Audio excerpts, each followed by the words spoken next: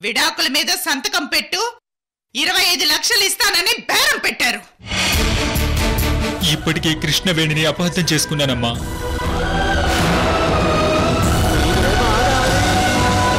నిశ్చితార్థం ఆగినా పెళ్లి ఆగదు.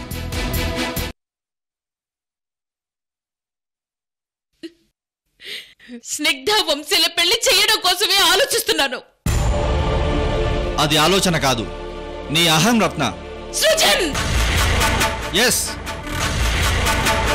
కృష్ణవేణిని వంశీ బయటికి పంపించాక వంశీతో స్నిగ్ధ పెళ్లి చెయ్యాలని నువ్వు ఫిక్స్ అయిపోయావు. మేమెవరం వ్యతిరేకించినా అది నీ అహాన్ని దెబ్బతీసి నువ్వు మరింతగా పట్టుదల పెంచుకుంటూ పోయావు. అదే నువ్వు చేసిన తప్పు. ఫ్యామిలీలో ఎవరికి ఈగోలు ఉండకూడదు రత్న.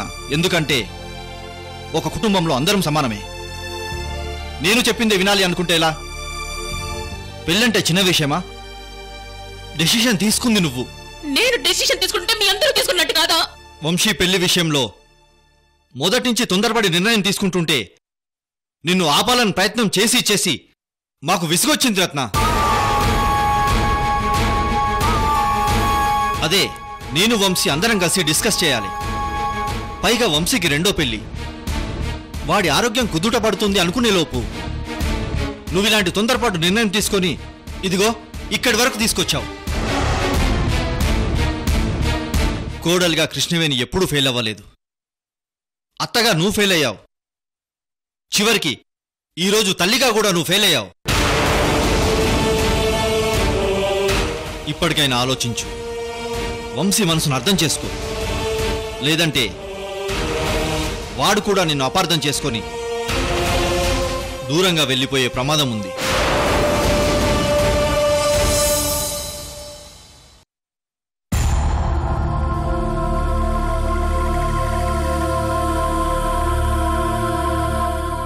మామ్,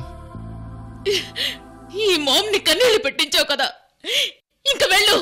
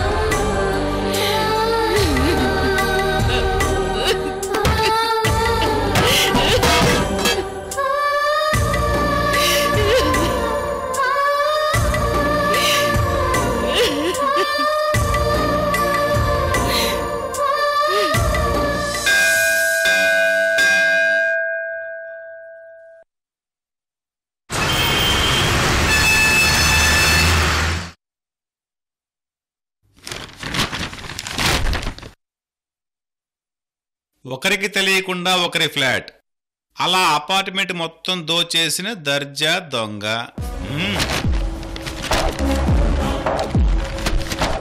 ఏటీఎంలో డబ్బు పెట్టిన అరగంటకే డబ్బు దొబ్బేసి డబ్బా మిగిల్చిన దొంగలు.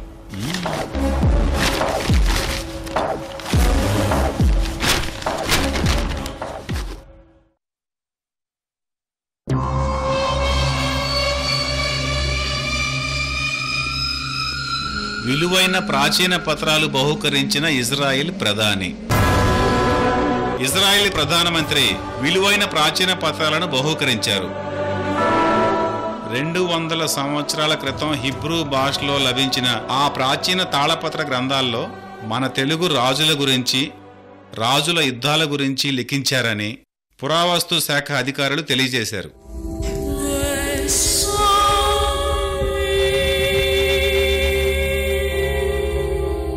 రే సాంబా, పేపర్లో మంచి న్యూస్ ఒకటి పడిందిరా. మనకు వర్కౌట్ అవుతుందా సూరి? ఎక్కడా, సగం న్యూస్ చదివాను, ఇంతలో కాఫీ తీసుకొచ్చావు.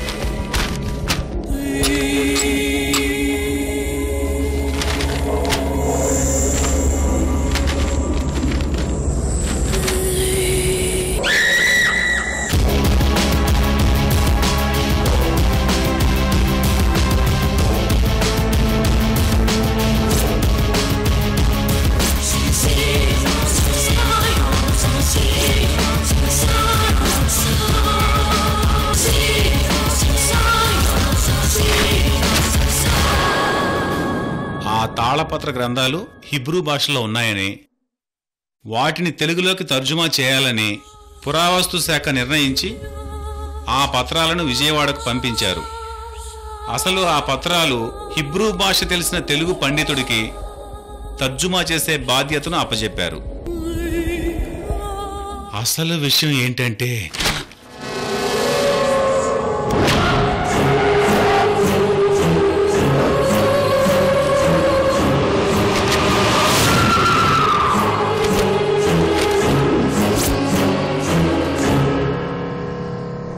ఏమేం సురానా?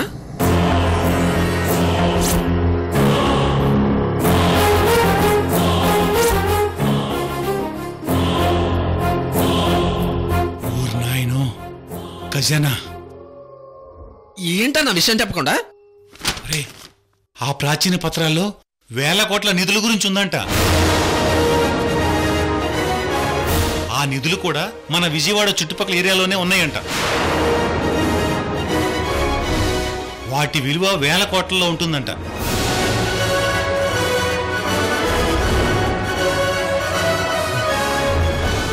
అన్నా మనకు వర్కౌట్ అవుతుందేమో చూడన్నా. ఆ పత్రాలు తెలుగులోకి ట్రాన్స్లేషన్ చేస్తారంట. అప్పుడు పూర్తి డీటెయిల్స్ మొత్తం మనకు తెలుస్తాయి. ఇంతకీ ఆ ట్రాన్స్లేషన్ ఎవరు చేస్తారు? అది సీక్రెట్ గా ఉంచుతారు, ఎవరికీ చెప్పరు. అన్నా ఈ న్యూస్ మీద ఒక లుక్ వేసి ఉంచుదాం. సరే, పురావస్తు శాఖలో ఒకడు మనకు తెలుసు కదా, వాడిని డీటెయిల్స్ అడుగుదాం, ఇన్ఫర్మేషన్ చెప్తాడేమో. తొందరగా ఫోన్ చేసి కనుక్కో అన్నా. ఓకే.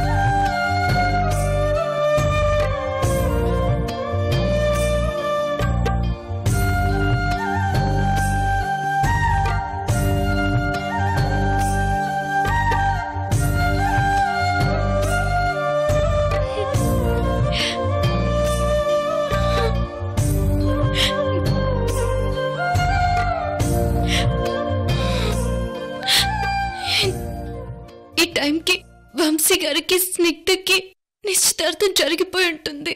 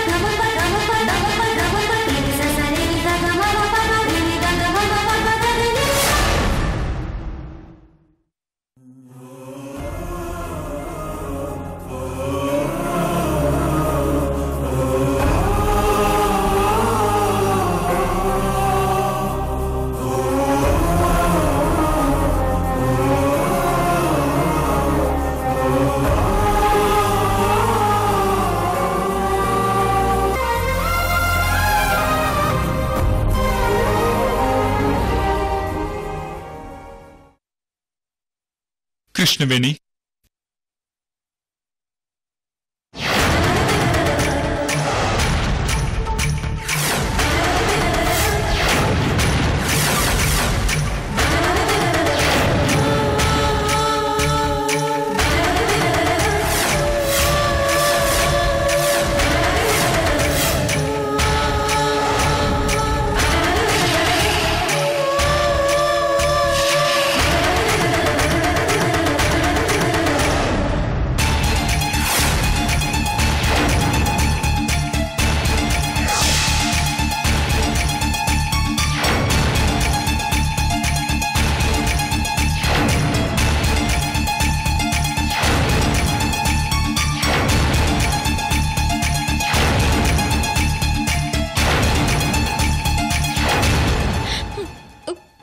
వంశీ గారు,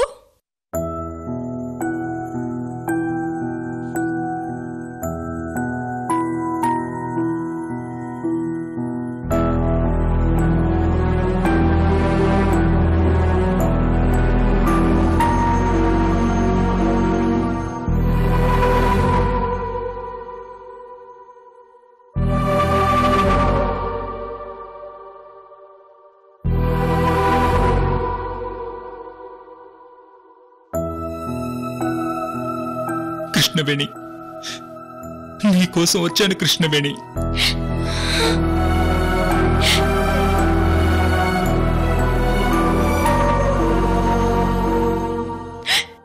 వంశీ గారు,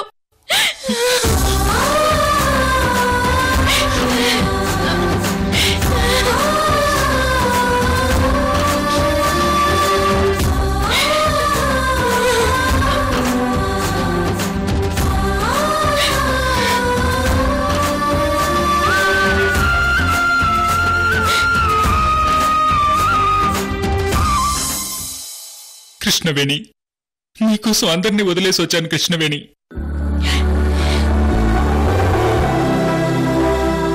నాకు నువ్వు కావాలి.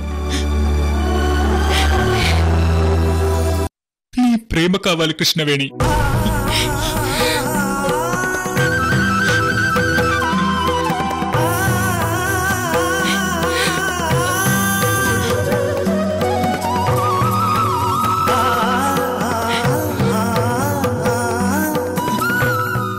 విడాకుల మీద సంతకం ఎందుకు పెట్టావో నిజం తెలిసింది కృష్ణవేణి.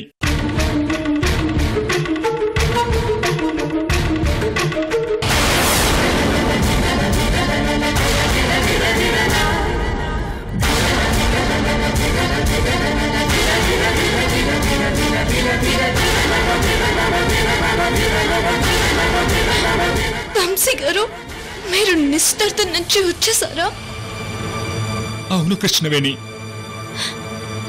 అంటే నిశ్చితార్థం ఆపేశాను.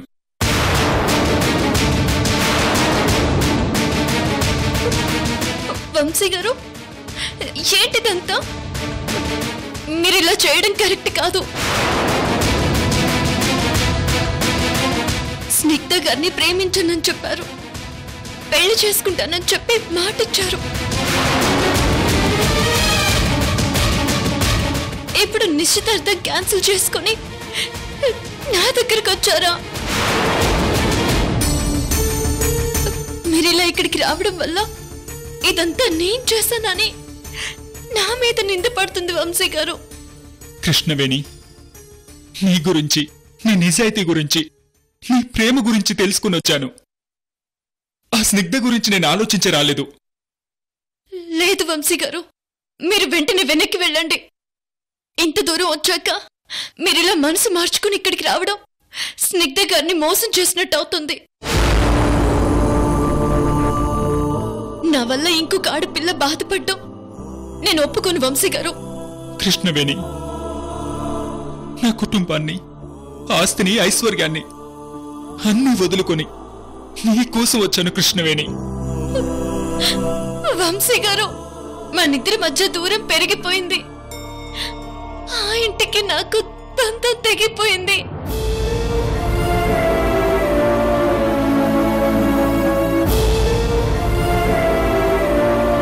మనిద్దరి మధ్య బంధం తెగిపోలేదు కృష్ణవేణి.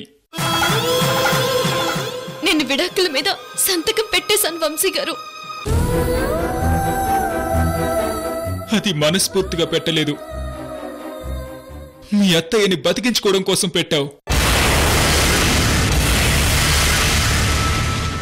అవును, కడపత్తయ్య, చంద్రకళ అత్తయ్య, వీరభద్రం మావయ్య, అరవింద్, అలివేణి అందరూ నిశ్చితార్థంలో ఉన్నారు.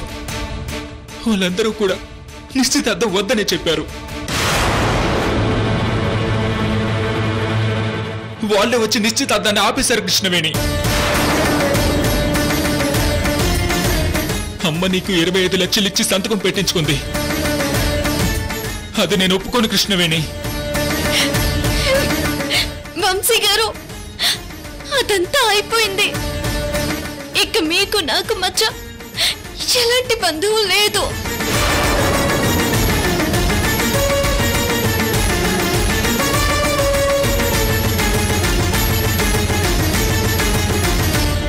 అయితే ఆ తాళిబొట్టు ఎందుకు తీసేయలేదు కృష్ణవేణి?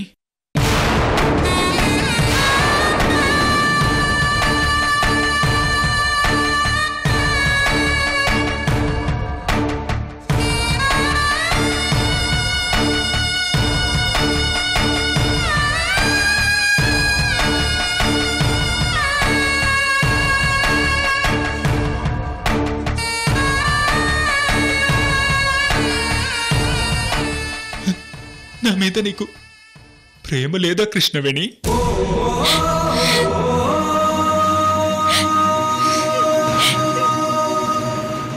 నేనంటే నీకు ఇష్టం లేదా కృష్ణవేణి?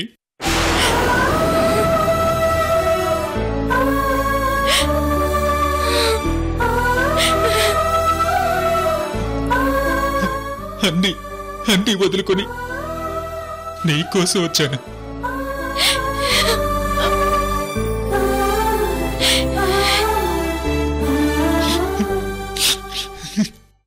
నేను నీ గురించి ఆలోచిస్తున్నాను కృష్ణవేణి.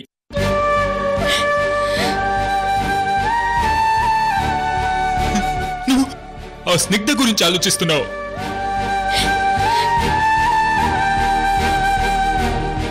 నేనన్నా నా ప్రేమన్నా ఇష్టం లేదని మనస్ఫూర్తిగా చెప్పు కృష్ణవేణి,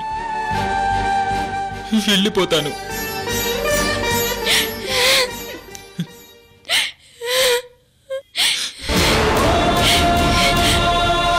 అయ్యో వంశీ గారు,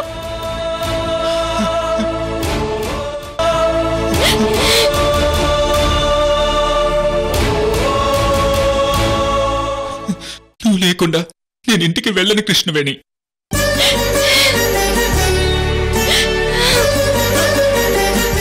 నేను నీతో చాలా అన్యాయంగా ప్రవర్తించాను.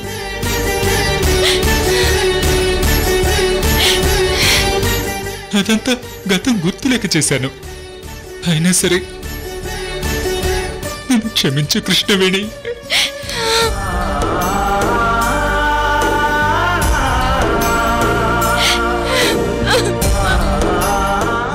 నువ్వు లేని ఆ ఇంట్లో నేనుండలేను కృష్ణవేణి.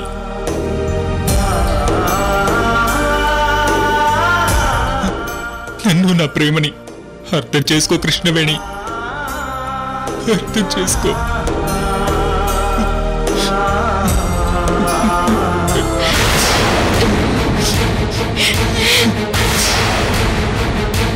నీతో నేను నడిచిన 7 అడుగులు గుర్తున్నాయి.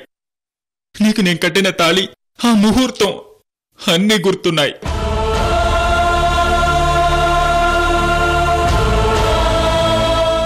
నీ ప్రతి జ్ఞాపకం నా గుండెల్లో నువ్వు కావాలి కావాలి అని తప్పిస్తున్నాయి కృష్ణవేణి.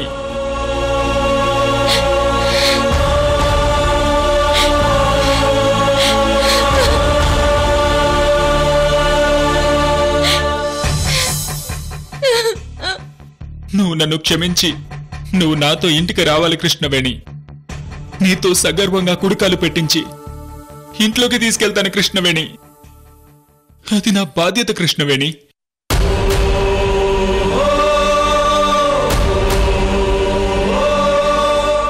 భర్తగా నా బాధ్యత నాకు తెలిసిందే. భార్యను గౌరవించడం నేర్చుకున్నాను.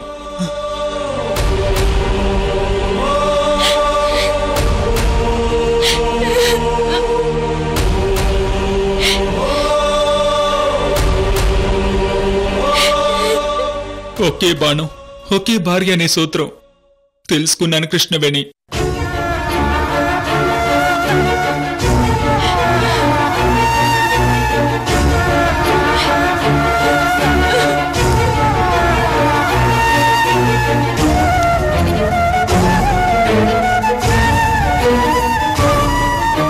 జీవితంలో ఇంకెప్పుడు నేను నేర్పించను కృష్ణవేణి.